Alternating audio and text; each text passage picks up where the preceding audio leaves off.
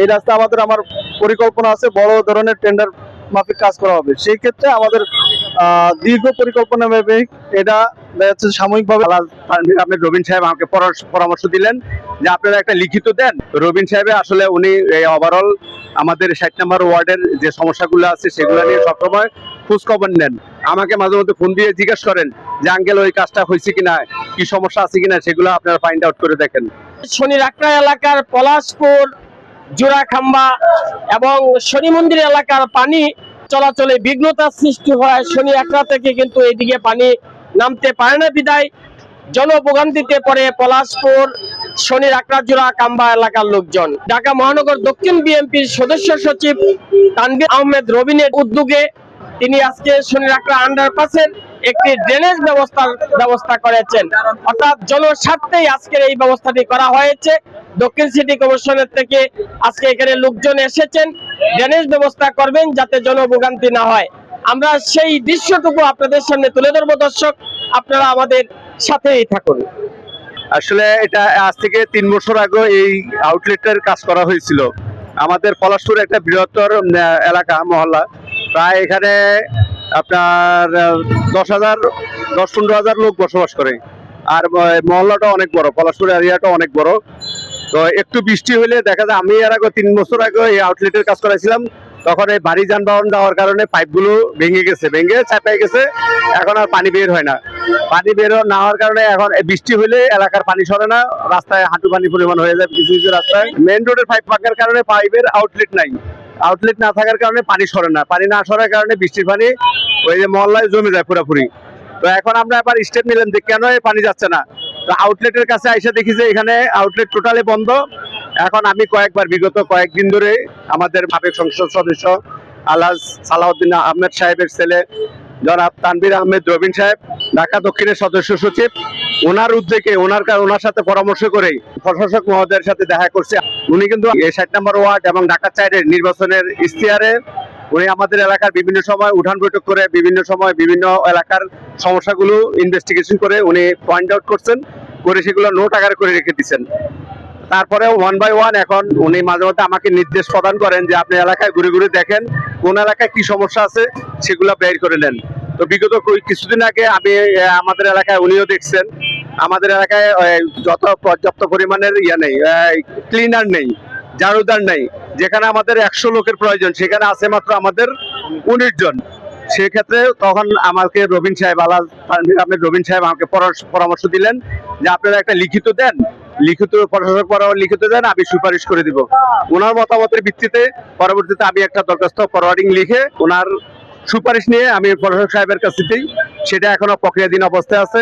আর দ্বিতীয়ত আরেকটা অ্যাপ্লিকেশন করলাম যে আমাদের এই এলাকাটা 60 নম্বর ওয়ার্ডের মহল্লাগুলোতে যে সেই আপনার এলজিডির সময় যে কাজ করা হয়েছিল, টিল নাও যে ড্রেনের কাজ, রাস্তা এবং ড্রেনের কাজ করা হয়েছিল, সেগুলো এখনো পর্যন্ত পর্যাপ্ত পরিমাণে পরিষ্কার করা হয় নাই। না হওয়ার কারণে আমাদের এই ড্রেনগুলো পুরোপুরি বালিতে ভরাট হয়ে গেছে। এখন বৃষ্টি হলে, অল্পতে বৃষ্টি হলে পানি নামে না, পানিটা অনেক সময় লাগে এই পানিগুলো অতিবাহিত হইতে। সেই লক্ষ্যে সেই বিষয়ে আমি একটা দরখাস্ত পেশ করছি মাননীয় প্রশাসকের বরাবর। আমাদের তানভীর আহমেদ রবিন সাহেবের নির্দেশক্রমে ওনার সুপারিশেই আমি এটা ঢাকা দক্ষিণ সিটি কর্পোরেশন প্রশাসকের কাছে জমা আছে। সেই উদ্যোগে আমাদের প্রশাসক সাহেব আমাদের ইঞ্জিনিয়ার আছেন যে হাসান হাবিব, ওনাকে ডেকে বলছেন যে যেগুলো বিশেষ জরুরি মুহূর্ত আছে, যেগুলো একটু ইনস্ট্যান্ট কাজ করে দেওয়া যায়, সেগুলো আপনারা যায় তাড়াতাড়ি, মানে তার খুব সংক্ষেপে খুব দ্রুত তার সাথে যাতে এক একটা মহল্লার যে পানি প্রতিবন্ধকতা আছে সেগুলো যাতে মানে ইনস্ট্যান্ট ছাড়াই দেওয়া যায়। কারণ এই মুহূর্তে ফান্ডের সমস্যা আছে আমাদের সিটি কর্পোরেশনের, যতটুকু জানি। তো বড় বড় কাজ করা এখন কঠিন, যেখানে আমাদের অল্প অল্প কাজ করলেই একটা মহল্লার অনেক উপকৃত হয়, পানি নেমে যাবে দ্রুত। সেই লক্ষ্যেই আমাদের প্রশাসক সাহেব আমাদের ইঞ্জিনিয়ারকে ডেকে এনে বসে দিয়ে বলছেন। বলার শেষে আজকে 3-4 দিন ধরে ওনারা আসছেন, এসে দেখে গেলেন বিষয়টা যে পলাশপুর একটা বৃহত্তর মহল্লা, এটা যদি আউটলেটটা যদি ক্লিয়ার করে দেওয়া যায় তাহলে আমাদের এই পলাশপুরবাসী একটু মোটামুটি বৃষ্টি হলে পানিতে আর তলাবে না, ওনাদের একটা স্বস্তি ফিরবে। সেই লক্ষ্যে আজকে আমরা এই যে কাজ ধরবে। তা আমাদের এখান থেকে 2টা ডিসিশন হয়েছিল সিটি কর্পোরেশন থেকে।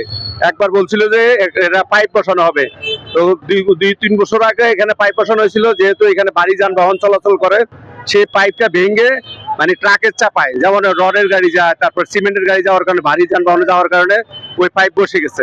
এখন আর পানি টোটালে যায় না। আজকে আমরা সিদ্ধান্ত নিচ্ছি, আমরা ইঞ্জিনিয়ার এবং আমাদের মহল্লাবাসী মিলে সবাই পরামর্শ ক্রমে এটা আর পাইপ বসানো হবে না, সেটা হবে ড্রেন, বক্স কালভার্ট হবে, বক্স কালভার্ট টাইপের, যাতে করে আর মানে ভারী যানবাহন গেলে কোনো প্রকার ক্ষতি না হয়। তো আজকের থেকে আল্লাহর রহমতে এই কাজটা শুরু হবে।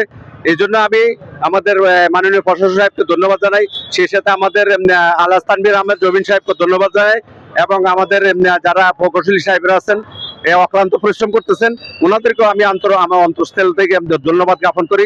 সেই সাথে আমার মহল্লাবাসীদেরকেও ধন্যবাদ জানাই, ওনাদেরও সার্বিক সহযোগিতা কামনা করি।